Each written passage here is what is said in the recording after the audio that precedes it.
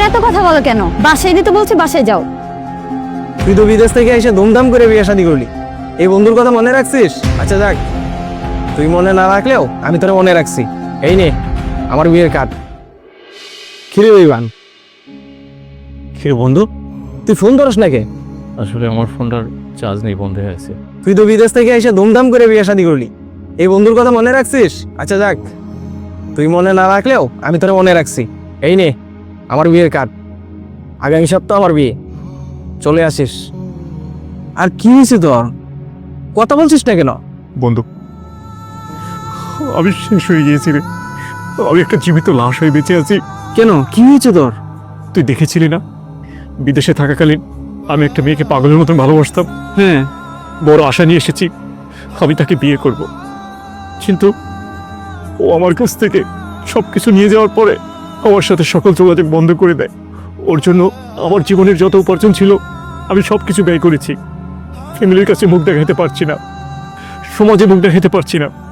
আমি সেই জন্য ভালো ছিলাম না, তাই আমি তোকে ফোন দিতে পারি না, তোর সাথে যোগাযোগ করতে পারি নাই। তুই ওর বাড়িতে গিয়ে যোগাযোগ করার চেষ্টা করিস নাই? করেছিলাম, আমাকে ভুল ঠিকানা দিয়েছে। যে নাম্বারে ওর সাথে কথা বলেছি সেই নাম্বারটা বন্ধ করে রেখেছে। আচ্ছা, তা না হলে বুঝলাম, তোর কাছে ওই মেয়ের কোনো ছবি টবি আছে? আমি বিদেশে থাকাকালীন ইমোতে যখন কথা বলছিলাম তখন আমি স্ক্রিনশট দিয়ে রেখেছিলাম, ওই ছবিটা আছে আমার কাছে। ছবিটা বের কর, আমার ছোট ভাই পুলিশে চাকরি করে, দেখি ওরে দিয়ে কোনো ব্যবস্থা করা যায় কিনা। এই যে এই ছবি।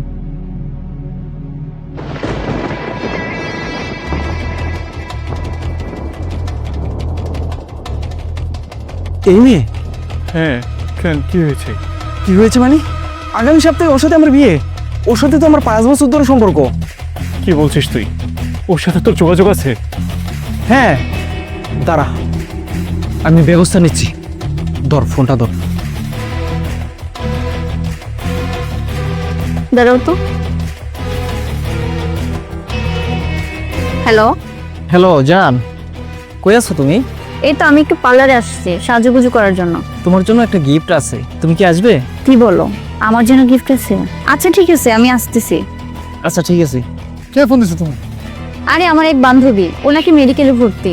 ও মেডিকেলে পড়ছে, তাতে কি হয়েছে? ওর বাবা মা নাই? আর এত কথা বলো কেন? বাসায় দিতে বলছি, বাসায় যাও।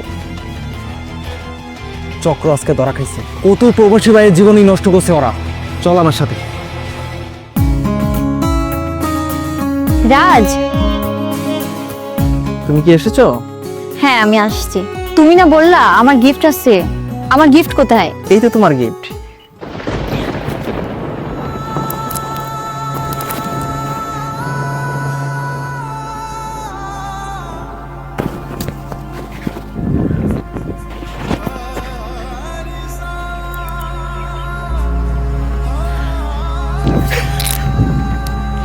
আরে এই বেঈমান, তোর জন্য আমি কি না করেছি।